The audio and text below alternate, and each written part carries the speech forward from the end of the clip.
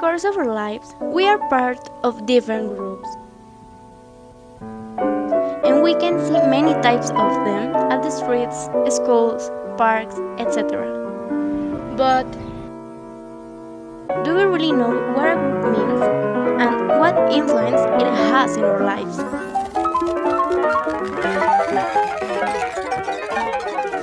Let's talk about that.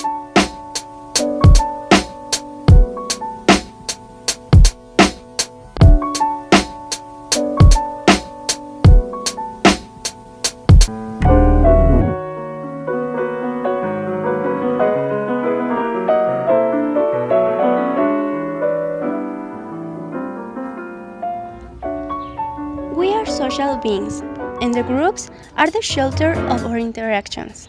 Our identity manifests itself within a group, and at the same time, the groups compose our identity. So, what is a group? Is it's either a group of things or people that are united together as a way of thinking or an action. A group I think, is composed by a determinate number of persons. Grupo es, no sé, varias personas haciendo algo. And you? Para mí grupo es como que la unión de diferentes personas que contribuyen a algo. Grupo creo que es un conjunto de personas que tienen una finalidad en común. Okay, I think group is people gathered and do the same thing together. That means a group. Well, a group, it's a set of things, or it could be anything. It could be people, it could be anything, and it's a set of things that have something in common that unifies them, that makes them a group. According to Merton, a group is a number of people interacting with each other respecting establishing schemes. But don't get confused with community, group of people sharing values and some rules, category with the rules or establishing schemes.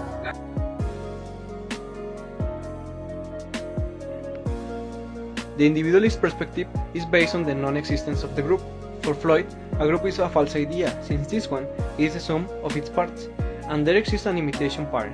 According to Tarde, that imitation shows an inner psychological link. Do you think groups are important for society?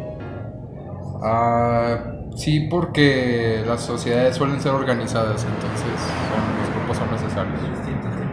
I do believe that groups are important for society because they unite in the same way of thinking and they're able to share their ideas to the world. Also, like they say, unity makes things more powerful.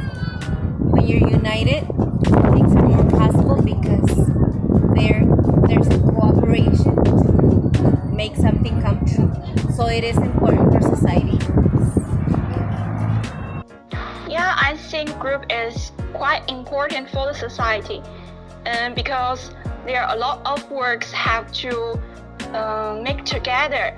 If you have some problems, maybe you can solve it alone. But with a group, there are so many people together and think about it, it might be solved. Are humans able to live without groups? I don't think so, because if we go back to the beginning of creation, there was the first man, according to the Bible encyclopedia, that this one man was very lonely, so he was able to survive without anybody. But the ideal is a partner was made for him, so that confirms that teamwork and more than one, we can have a better world. I believe that we are all united somehow, so I think we aren't able to survive without a group because we wouldn't have the support from one another. I think they don't be prepared because they can live lonely, they need to live in a group to know everybody in their life. Why? Porque pues no sé, todos necesitamos de todos. Una persona no puede saber todo en sí. Siempre va a haber alguien que te enseñe algo.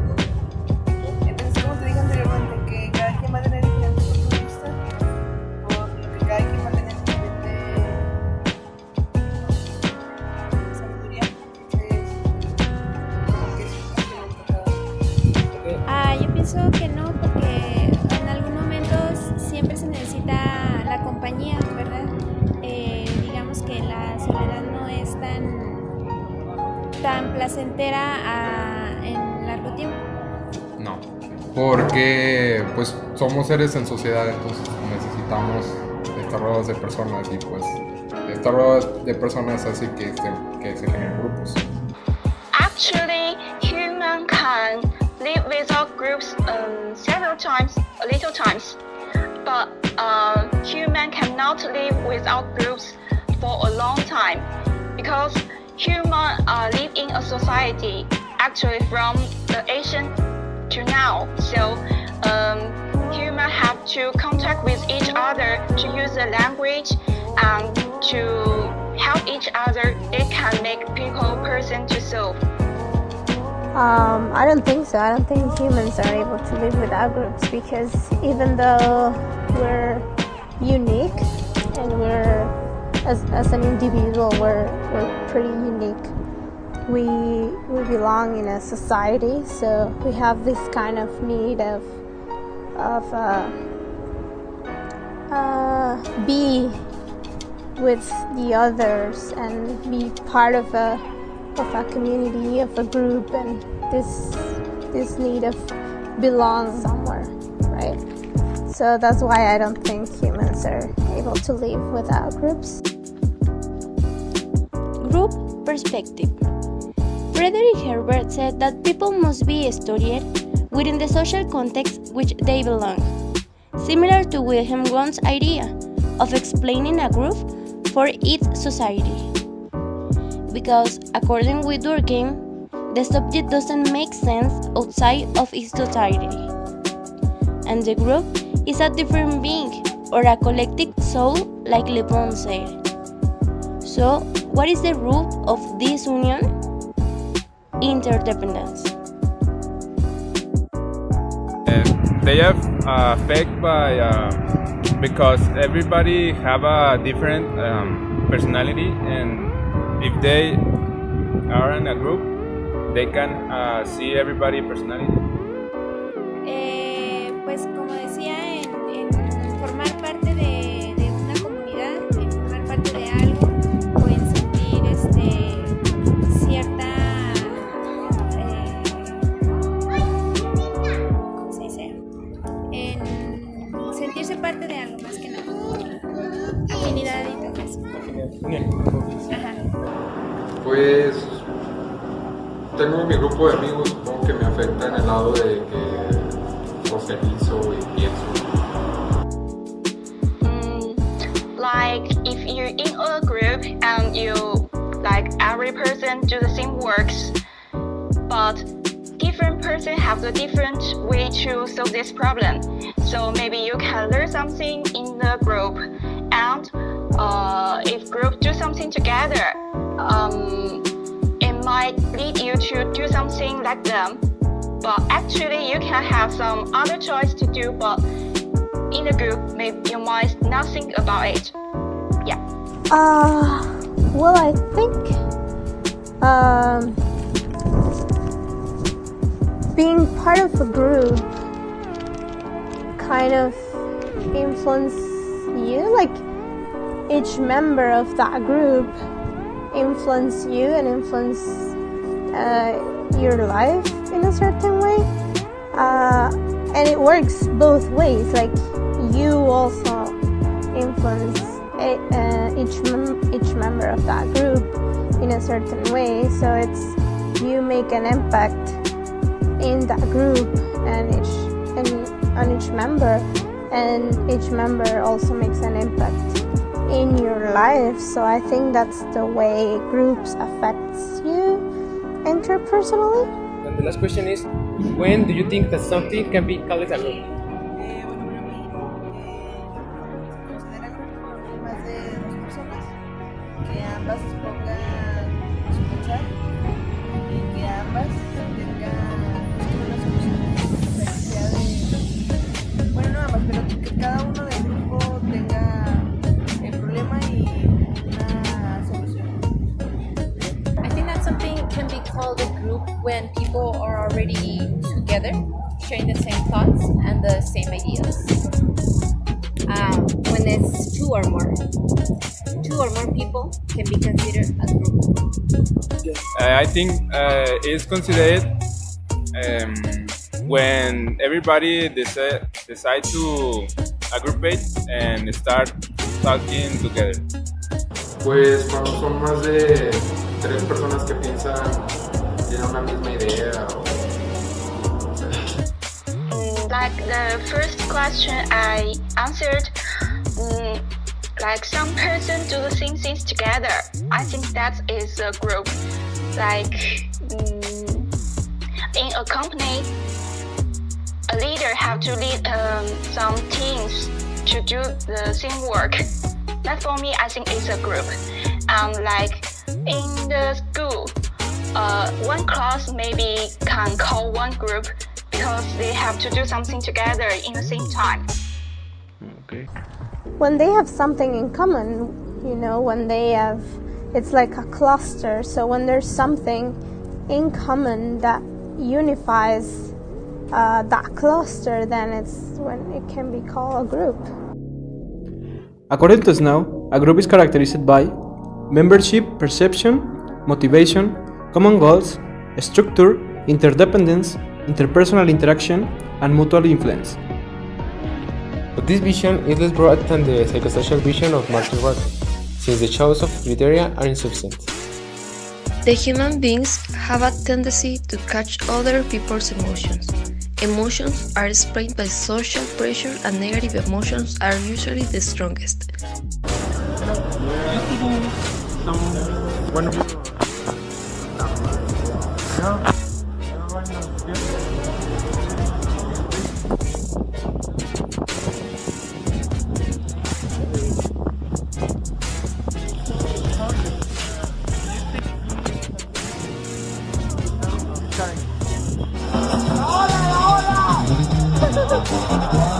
Michael Foncan explained in his book, Discipline and Punished. The Punish used to be a show on Century 16. When somebody broke the law, the group saw its society broken, and it could be that feeling which causes a group union to defend the society.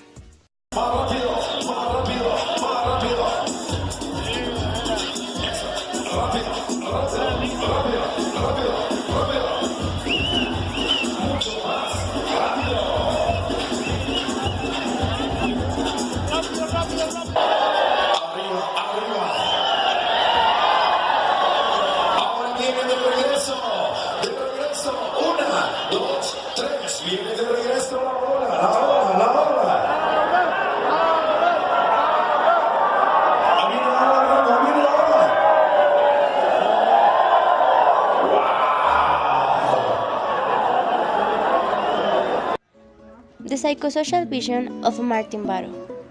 He established the following parameters to define a group.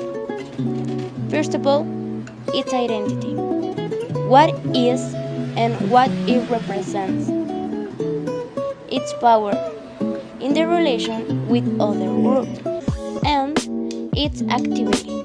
What the group produces. Okay guys, that's all for today. We will see you in the next video. Ciao ciao. Whoa. We gotta put that. Copyright, bro. What? No one can say nothing.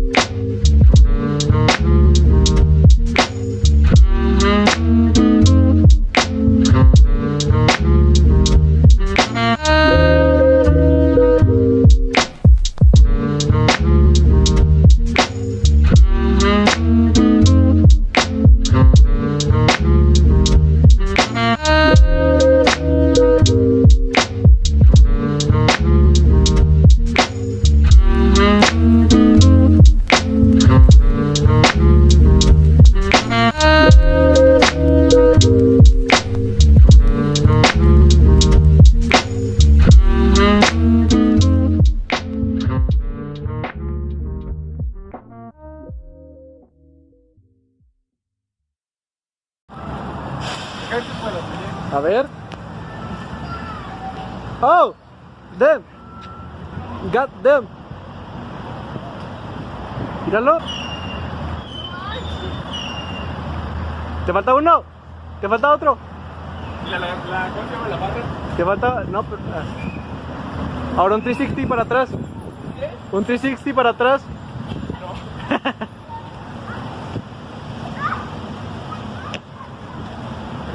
Ahora es tu pose de ganador.